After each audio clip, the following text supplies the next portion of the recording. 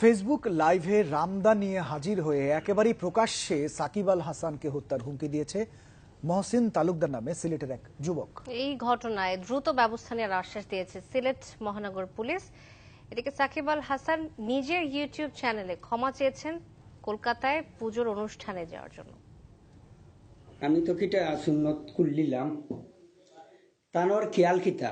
Facebook লাইভে রামদা নিয়ে হাজির, একেবারে প্রকাশ্যে সাকিব আল হাসানকে হত্যার হুমকি দিয়ে চাঞ্চল্য তৈরি করেছে মহসিন তালুকদার নামে সিলেটের এক যুবক। তুই মুসলমানের কোটি কোটি মুসলমানের বিশ্বর মাঝে তুই কতটুকু আঘাত দিছ, আমি তোরে এখন ওলা ওলা দাঁড়াইয়া খেসলাম। আসসালামু আলাইকুম রহমতুল্লাহ। 6 ঘন্টা না পেরুতেই সেই লাইভ মুছে দিয়ে আবার লাইভে এসে নিজের ঔদ্ধত্যপূর্ণ আচরণের জন্য দুঃখ প্রকাশ করে সে।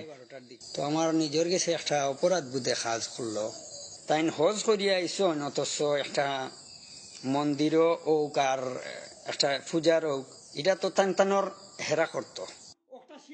বিকৃত মানসিকতার বহিঃপ্রকাশ করায় ওই ব্যক্তির বিরুদ্ধে মামলা হয়েছে তথ্য প্রযুক্তি আইনে। জাতীয় তারকাকে প্রাণনাশের হুমকি দেয়ায় দ্রুত ব্যবস্থা নেওয়ার আশ্বাস দিয়েছে সিলেট পুলিশ।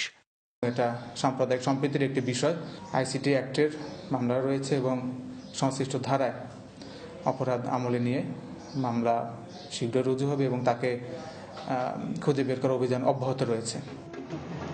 কলকাতায় সাকিবের শ্যামা পূজা উদ্বোধন নিয়ে সামাজিক যোগাযোগ মাধ্যমে যখন এতটা তোলপাড়, মুখ বন্ধ রাখেননি বিশ্বসেরা অলরাউন্ডার।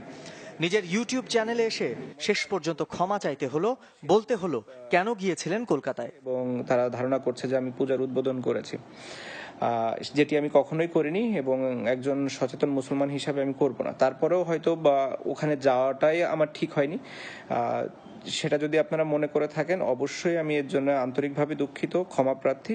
যাওয়ার পথে বেনাপোলে দর্শকের মোবাইল ছুঁড়ে ফেলায় যে সমালোচনা, তারও কারণ ব্যাখ্যা করেছেন সাকিব।